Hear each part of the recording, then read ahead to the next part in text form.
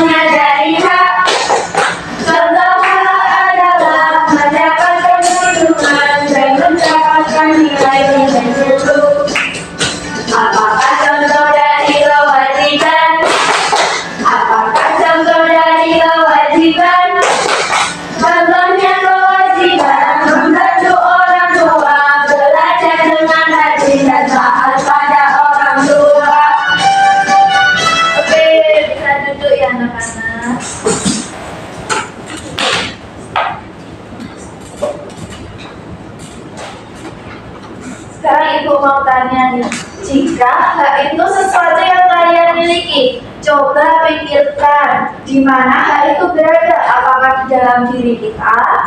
Tahu nggak di mana?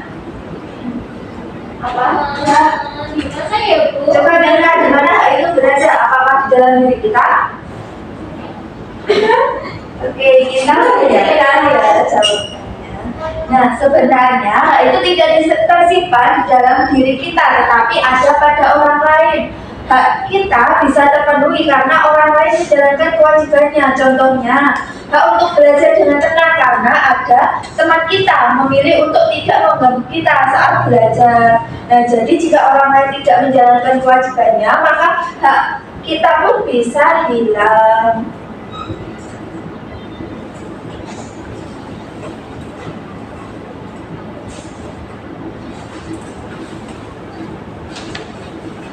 Oke, di sini ibu punya soal evaluasi, nanti dikerjakan secara mandiri ya, sendiri-sendiri, jangan conteknya gimana.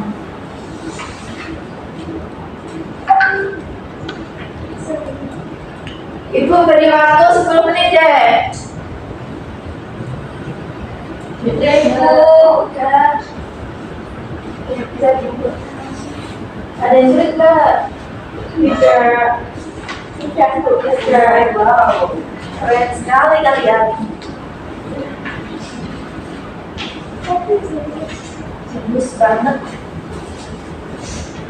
Selanjutnya di sini ibu punya lembar refleksi diri.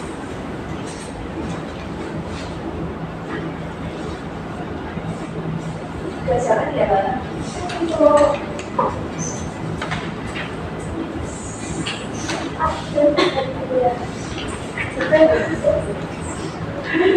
Oke, ibu beri waktu 5 menit.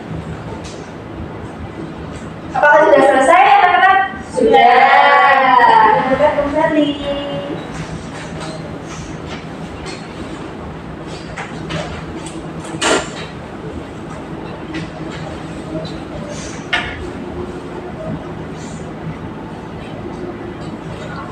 Nah, tadi kita sudah belajar tentang apa aja anak-anak? Hak. Kewajiban di mana? Sekolah. Nah, jadi setiap hak yang kita terima itu tidak datang begitu saja ya anak-anak, tapi itu harus diimbangi dengan kewajiban yang kita lakukan dengan rasa penuh tanggung jawab. Nah, ketika kita disiplin dalam menjalankan kewajiban dan saling menghargai satu sama lain, itu hak kita akan terpenuhi dengan baik. Nah, dengan sikap tersebut kita itu dapat menciptakan lingkungan sekolah yang tertib, nyaman, dan menyenangkan bagi semua. Oke, di sini ibu punya PR nih buat kalian. Nah, nanti kalian akan mengamati kegiatan di rumah, lalu menuliskan 3 contoh hak dan 3 contoh kewajiban di rumah. Apakah sudah bisa dimengerti anak-anak? Sudah. Bisa diunggulkan pertemuan selanjutnya ya. Iya, Ibu. Karena pembelajaran kita pada siang hari ini kita sudah selesai. Sebelum kita tutup pembelajaran kita pada siang hari ini, alangkah baiknya kita berdoa sudah belajar. Kepada Mbak Isna bisa untuk memberi doa. Ibu, sebelum kita akhiri pembelajaran dari kita, tutup dengan saja hamdalah bersama-sama. Alhamdulillahirabbil alamin. Amin. Oke, cukup sekian pembelajaran kita pada siang hari ini. Semoga ilmu yang kita terima pada siang hari ini bisa bermanfaat. Kurang lebihnya ibu mohon maaf. Ibu akhiri, wassalamualaikum warahmatullahi wabarakatuh.